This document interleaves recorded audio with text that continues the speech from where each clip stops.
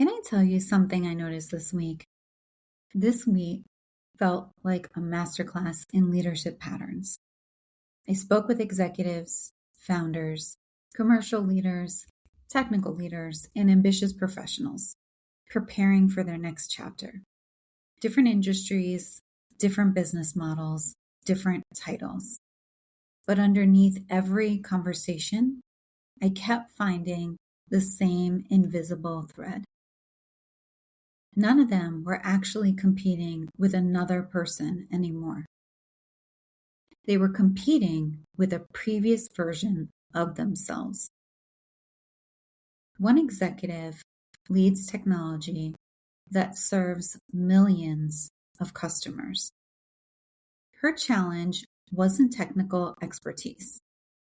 It was learning to stop being the smartest person in every room and start creating rooms where other people became smarter.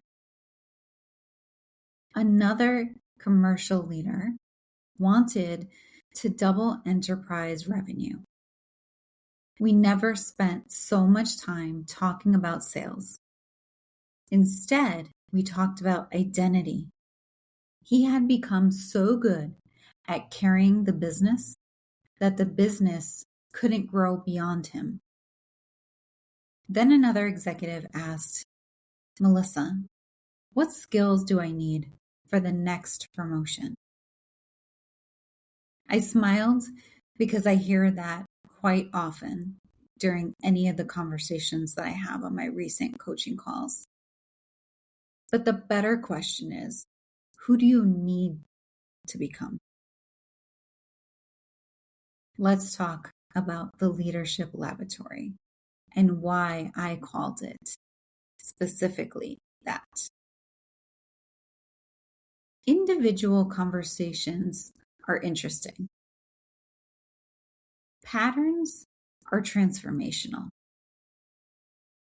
Every proposal I write, every coaching engagement, every keynote, every executive conversation becomes another data point, helping me understand how leadership is changing today.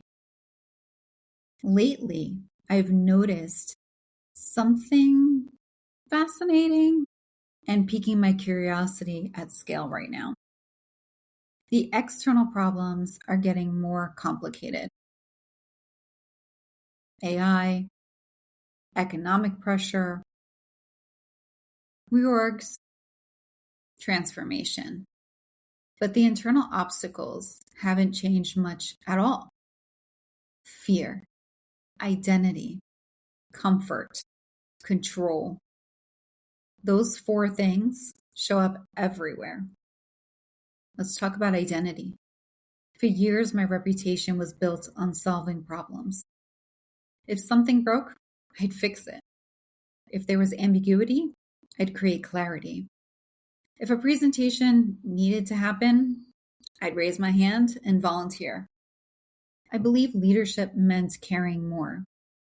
Then I became an executive coach. Suddenly, nobody was paying me for all the answers. They were paying me for better questions. And that completely changed my view of leadership.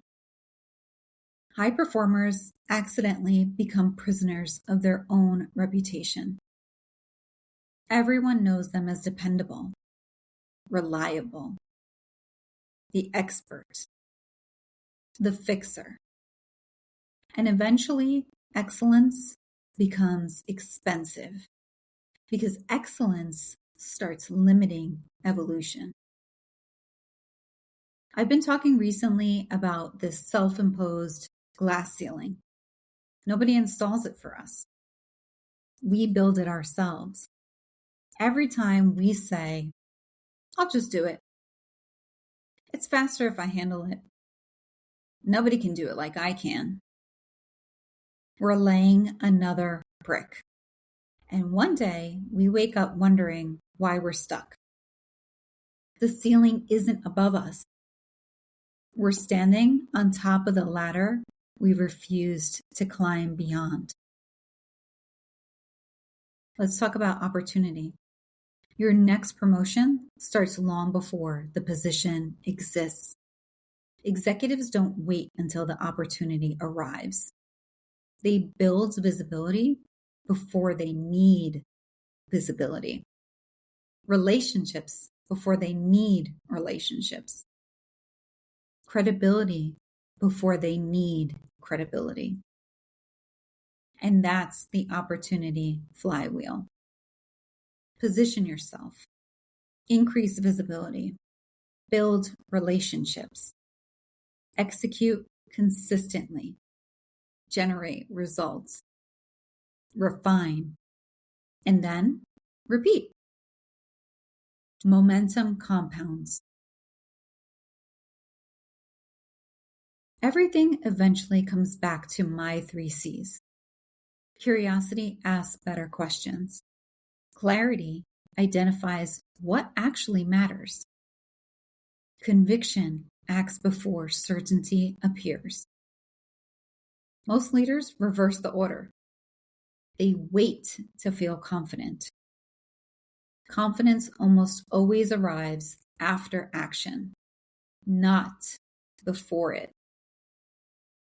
Here's my challenge to you this week. Ask someone you trust. What version of me am I still protecting? Don't defend it, just listen. If there's one observation I'd leave you with this week, it's this.